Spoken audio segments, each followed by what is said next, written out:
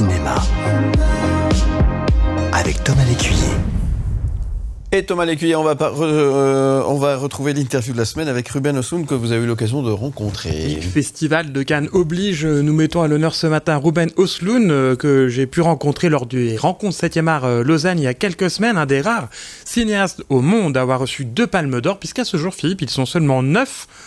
En tout, il y a Coppola, Bill Auguste, Emir Kusturica, Shohei Imamura, les frères Dardenne, qui comptent pour 1 même s'ils sont 2, Michael Haneke, Ken Loach et donc Ruben Östlund. J'ai eu le plaisir de faire un grand entretien en tête-à-tête avec le réalisateur à qui l'on doit notamment Sans filtre, The Square et Snow Therapy, qui sera bien évidemment sur la croisette ces prochains jours. On a évidemment parlé de cinéma et notamment de ce qui l'inspire, rencontre.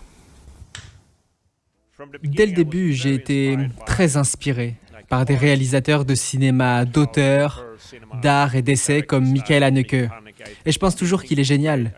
Je pense qu'il est très intéressé par la création d'un suspense fort et d'une relation forte avec le public. C'est le cinéma européen que j'aime. Je viens de ce côté de l'industrie. Et j'ai commencé à regarder de grands cinéastes comme lui, comme Luis Buñuel, Lina Wertmüller dans les années 70, et leur œuvre était sauvage et divertissante et faisait en même temps réfléchir.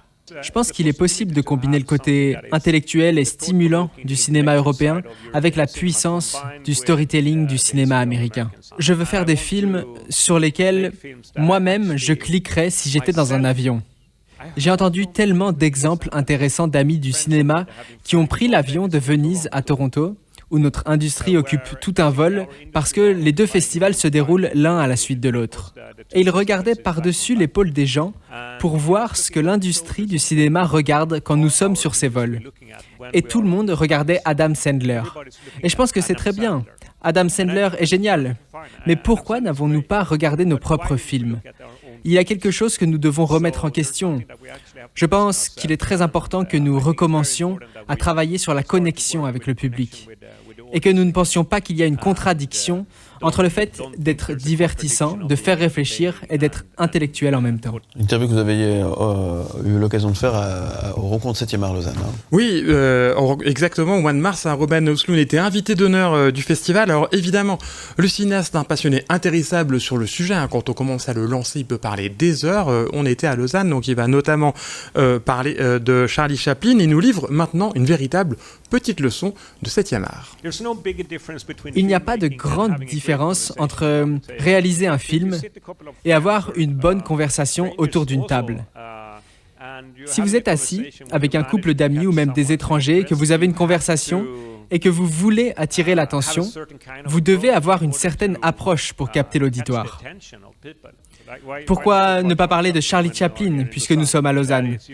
Chaplin utilise une structure simple et claire pour aborder des sujets complexes. Et j'aime cette approche. Je pense que c'est aussi pour cela que j'aime le cinéma, parce que c'est l'approche du cinéma. Quand vous avez un peu de distance par rapport aux personnages et aux actions qui se déroulent dans un film, l'humour est immédiatement présent. Et pour moi, il s'agit d'avoir les 2 perspectives.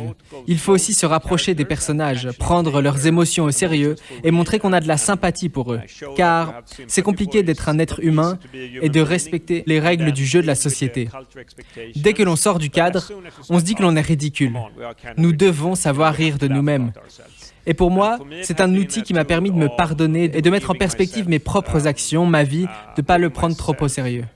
Et j'aime les cinéastes qui osent mettre les choses les plus triviales à côté des choses les plus tragiques.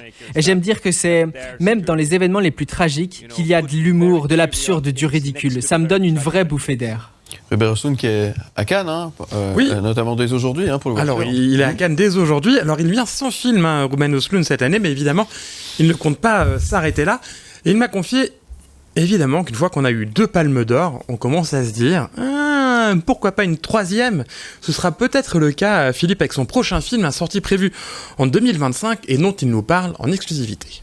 Mon prochain film s'appelle The Entertainment System is Down et se déroule sur un vol long courrier entre Londres et Sydney.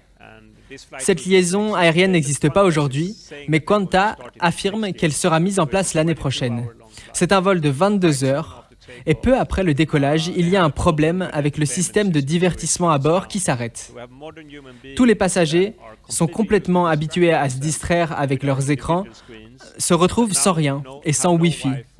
Lorsque les iPads et les iPhones se déchargent, ils doivent faire face à l'ennui. Et il y a quelque chose d'intéressant avec nous les êtres humains, parce que je pense que nous sommes vraiment mauvais pour être seuls avec nos propres pensées.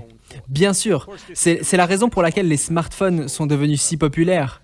C'est un outil qui nous permet de nous distraire en permanence. Et ce qui est nouveau pour moi, c'est la possibilité d'étudier ce qu'est cet outil, ce qu'il signifie pour nous aujourd'hui en l'éloignant de nous. Ça a l'air d'être intéressant. Et oui, ça c'est en 2025. Il faut imaginer 350 passagers bloqués dans un avion pendant 22 heures, sans divertissement à bord, sans internet, sans téléphone. Qu'est-ce qu'ils vont bien pouvoir se dire? The Entertainment System is Down sortira en 2025, avec Keanu Reeves notamment en tête d'affiche, et on en reparlera bien évidemment.